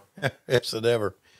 Let me continue what I was saying. We discussed as a broadcast team how we were going to handle Jeff Jarrett walking in. Yes. 2 minutes after we paid honor to his father. And I think we did the best we can do, but let's hear it for Jeff. You know, he's a pro. I think he thought, and I think we all agree it was best for him to go back in the ring after his father passed away. Well, he told me that his mother-in-law, or not mother-in-law, his stepmom, Deborah, of 50 years, was adamant, like as they're at the hospital. And all this is happening with his dad. Yeah. She looks at him and says, "What time's your flight?" Yeah. And he just sort of looked like, "What?" She goes, "Yeah, your dad would have been pissed if you didn't go to work." So that's old school, brother. That is old school. He went to work. I'm so happy that there's a part of me that's old school. Yeah. I really am. I think it goes a long way in work ethic and being appreciative of this business and respecting this business. I really do. Watch Here's this. The NWO. The New World Order. I'm the true giant. Fee, fi, fo, fum. Nash dropped me on my big fat drum. People saying that I dropped you on your head, that it was a malicious attack with malice. Trying to break my neck. You're absolutely right. I may never wrestle again. I think that gravity worked against you, big guy, if you know what I mean. Kind of like raising the Titanic. What goes up must come down. At 500 pounds, it comes down really hard. Bam! I now am known as Big Sexy, the Giant Killer. The preceding announcement has been paid for by the New World Order. His facials in that were just tremendous, were they not? That's well done all around. I loved it. And now Raven is here. Oh, God. And he's not coming down the entrance ramp. He's getting the treatment that I thought Rick Fuller should have had, but Rick Fuller got a full entrance. Raven, not so much. Okay, so 20-some years later, you're still bitching about Rick Fuller's entrance. Got it. A little mic time here in the corner. Let's take a listen. Obviously, Kevin Nash is not very popular with the suits at the corporate superstation.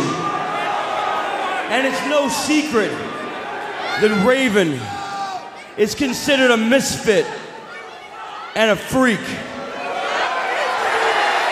So I guess the powers that be decided, let's have Kevin Nash wrestle Raven tonight.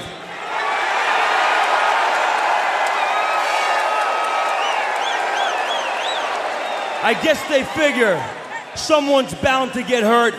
Someone's bound to be put out of the sport. Why not Raven? Well, I'll wrestle Kevin Nash tonight. But as everyone knows, it's under Raven's rules. And tonight, it'll be Battle Royal style. Quote the Raven, nevermore. Does that mean you got to throw the man out over top to the floor? I guess that's what it means. Either that or it means he's going to put his whole flock in there. Well, there's just as many members of the NWO, if not more. So here comes Kevin Nash, and we should do some questions here. Okay. Bob Clooney. Bob Clooney. Nope. No question from Bob. Darren wants to know, did Tony ever shower with DDP? I did not. I never showered at all at the building, ever. I need Dave Silva to make that on a loop. I've never showered.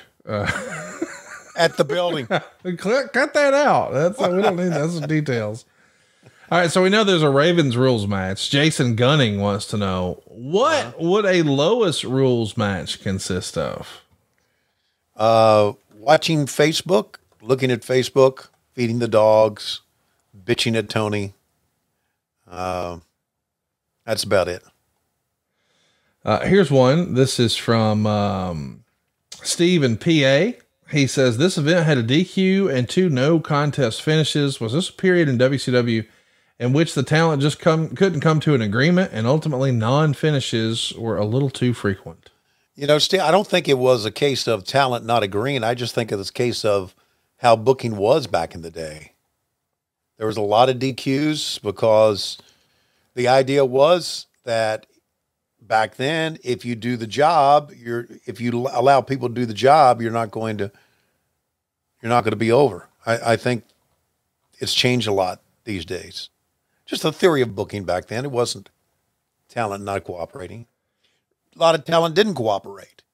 Still the case today, I'm sure, on both sides for us and the WWE. So But, you know, if you're going to sell for Van Hammer coming off the top, what the fuck's wrong with you? Next question. Excellent question here. I think you'll like. Double M, Michael here wants to know, what did Tony think of the Ravens rules match? And does Ravens mom still got it going on? Or is Tony just sweating on Rebel? No, Ravens mom still got it going on. That's good to know. Ravens rules match. I can't remember. I mean, I remember Ravens rules match, but I can't remember what the rules were. Well, he would switch it up. Normally it's no DQ and you could use chairs and stuff, but he said tonight it's battle royal style. Okay. So in other words, it was dealer's choice. It's Simon Says. It was our, getting ready to arrest him here. It's our ECW type match, right? Whatever Raven wanted. Whatever Raven wanted. Right. The Rosen Coaster says, whose idea was it for the set to look like a fucking nuclear plant? Okay. That would be Eric Bischoff's, wouldn't it? I like the set. Yeah, I did too. 2 Count Kyle wants to know, Tony, did you have any interaction with Jannetty backstage? If so, how was he to deal with? I had none with him, just to say hello. Brad Stanton says he was fine to deal with too, by the way. Brad says there's a good amount of matches in this Thunder. What was the best way to present Thunder?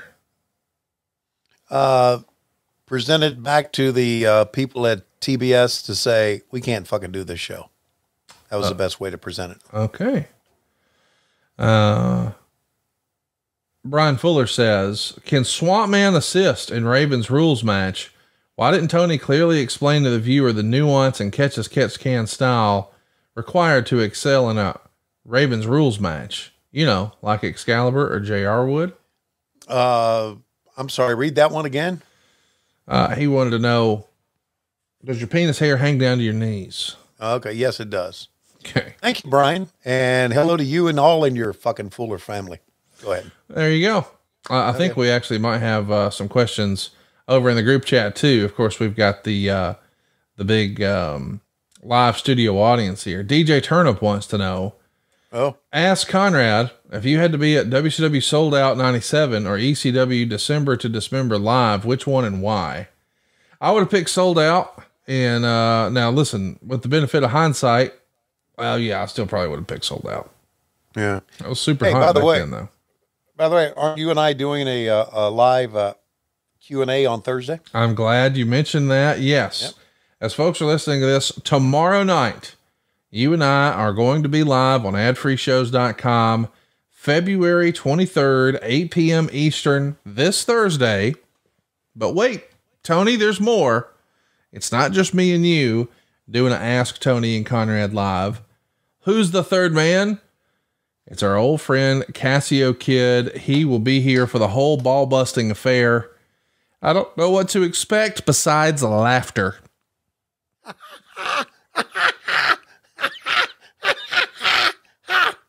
Keep going. You'll get it up. What's wrong with you? Yeah. Cassio has a great laugh. You have a great laugh. Dave Silva has one. I need to capture those laugh tracks. We can make that happen. Okay. They're taking a break here.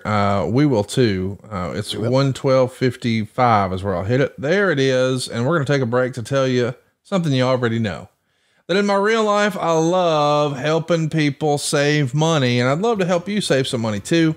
Maybe it was one of your New Year's resolutions this year to get out of debt. Well, I can make it happen just like that. You don't need perfect credit or money out of your pocket, but we're routinely helping our podcast listeners save $500 a month, $600 a month, $700 a month, $800 a month. It's not uncommon for us to help folks save $1,000 a month. Now really think about that. You'd have to work for that money, pay taxes on it, and then just give it away. But with us, you get to keep more of your own money. So think about that. After taxes, how much would you have to earn in order to just give away that $1,000? I want to show you how to keep more of your own money by getting you a better rate, by shortening your term, by getting rid of your credit cards. You see, your average rate on your credit card debt right now is what? 18%, 28%, maybe higher? You know you can do better than that. Plus, the interest you pay on your credit cards is not tax deductible, whereas the interest on your mortgage, not only is it cheaper, but it's also tax deductible. So what I'm suggesting that we do is see how much we could save you on a monthly basis, and then let's apply that to the principal. Let's show you how to pay your house off faster. I want you to ask yourself, how old am I going to be when I pay my house off? If you don't know the answer, you haven't done enough planning. You see, loans are not just one size fits all. I know the banks have tricked you into thinking, oh no, the best deal is the lowest interest rate and the lowest closing costs. Yes, those are important. But what does the end of your loan look like? Let's say you're 45 years old and you go sign up for a 30-year loan today. Do you plan to be making house payments till you're 75 freaking years old? No! You want to get out of debt faster. We can help you do that. Let's pay that thing off before you retire. But in order to retire, you need to retire your debt. I can help you do that. And by the way, you don't need perfect credit to do this. We can get you an FHA loan. In fact, they'll go down to 580. But with a 620 credit score, man, it's easy. And by the way, that means you could have had a bankruptcy a few years ago. You could have been late on a car payment or credit card, heck, in the last year, and you're still okay.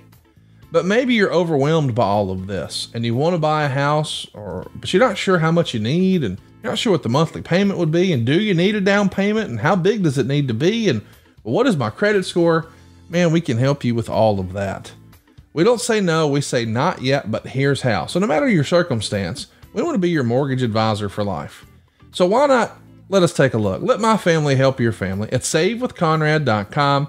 You'll see we've got an A+ rating with the BBB. You can read all of our 5-star reviews. There's over 1,000 of them over at conradreviews.com. But get yourself a quick quote right now at savewithconrad.com or give me a call, toll free, 888-425-0105. That's NMLS number 65084, equal housing lender, savewithconrad.com, or shoot me an email, conrad@savewithconrad.com. And did I mention no house payments for 2 months?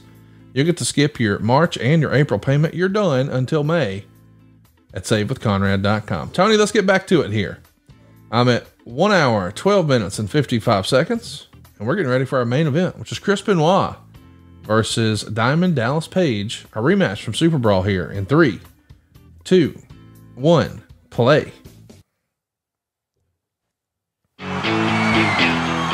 right, here we go. They're standing here for the return bout for the U.S. Heavyweight Championship. What a classic matchup they had on Super Brawl this Sunday in San Francisco. And they've agreed to the return match here. Don't forget that winning the wings next Thursday, Raven wants Diamond Dallas Page for the U.S. title as well. Let me say this. We have been looking at each other during the course of a break, not to really take focus away from this very important matchup. But obviously, if you're a wrestling fan around the world, you know what has gone down between the NWO and WCW. To say that a member of WCW will team with a member of the NWO is mind-boggling. Well, yeah, it is. But heap on top of that, the fact that the world champion Sting is one of them, and the Macho Man Randy Savage is another. That's right, Sting and Savage together. That will be Monday live, 3 hours from Philadelphia on Monday Nitro. Watch Nitro on TNT. That's right, on TNT exclusively this Monday. What an unbelievable event that's going to be. We're not going to be able to even speculate anymore. We're just going to have to watch it and wait to see what happens. A profound impact on the direction that this sport is going to take for the remainder of this year and obviously the remainder of the century here. Tony, the remainder of the century. Boy, you were selling hard, my man. Well, the century was going to be over pretty soon, wasn't it? Yeah, still, I'm just saying. You did a great job there. Got to sell hard, dude. You do, and you did a great job, sincerely. By the way, this is the era. You want to guess what movie had just come out? It was actually this movie was released the same day as this Thunder. It's one of your favorite romantic comedies. It came out in 1998. You want to guess? It would have been Pretty Woman. No. Tom Hanks is in it. Oh, Sleepless in Seattle. You've Got Mail. You've Got Mail. Yeah. Wow. How about that? It used to be there used to be an AOL. Yeah, there used to be. Bruce Pritchard still has it.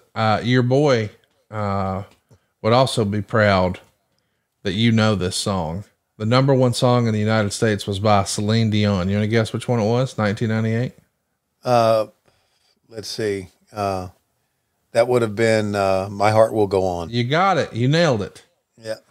Something we didn't nail. Eric Watts is still here. He's training at the power plant. He's technically under a WWF contract, or had been, and hadn't been used for years there. So he was given his release. So now he's working out at the power plant. Of course, unfortunately, it didn't really work. Meltzer would also note Medusa, who I'm presuming is also still under contract here, but never being used, was married to a Cincinnati Bengals starting offensive right guard, Ken Blackman, in Jamaica on Valentine's Day. And she ruined his career too, didn't she? Okay. And Randy Savage was named Harvard Lampoon's Real Man of the Year, which is basically a spoof of a spoof, claiming Savage got the honor for both his athletic prowess and his manliness. He showed up on February 17th to get the award. Real Man of the Year. How great is that? Wow. Shows you how we were a national figure at that time. This show certainly got national attention. It's a sellout. 5,722 fans here in the building. It's a small building, but it's at capacity. 5,309 of those were paying fans who paid $84,784. This show got a 3.6 rating and a 5.6 share, which is obviously pretty good. Mm-hmm. Phil Mushnick had a lot to say about the death of Louis Spicoli in the New York Post. He talked about Warner Wolf, a famous local sportscaster, on February 16th, airing footage from Nitro on his Real Sports Report for humor value. And Mushnick wrote that, quote, Monday, there was a far more significant tale about the WCW.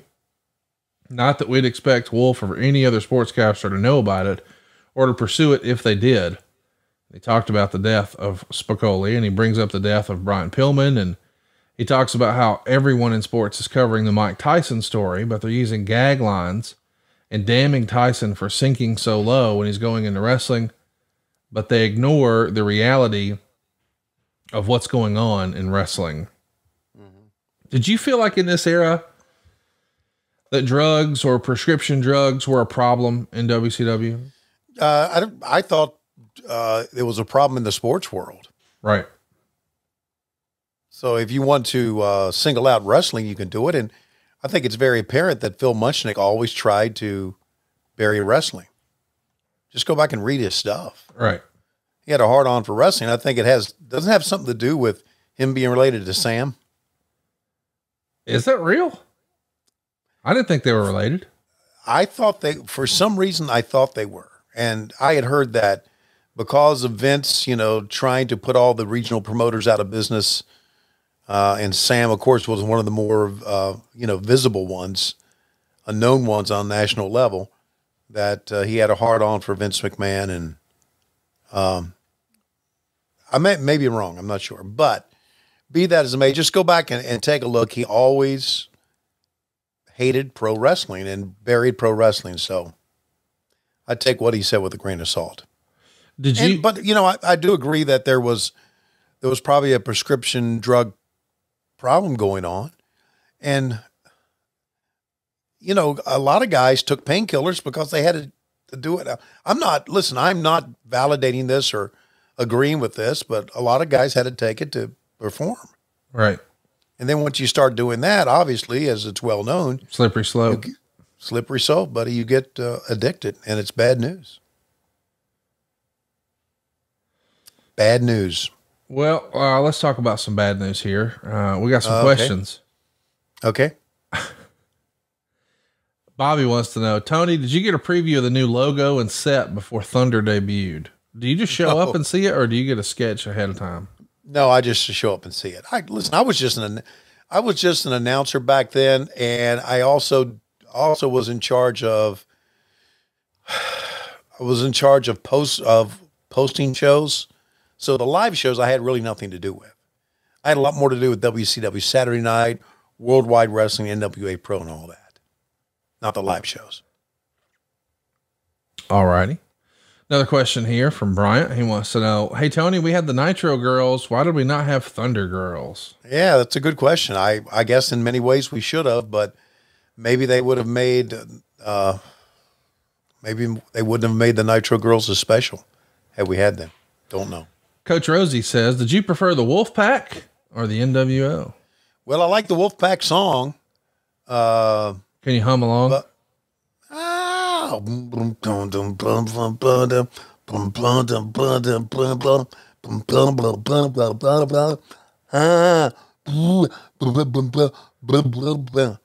like that.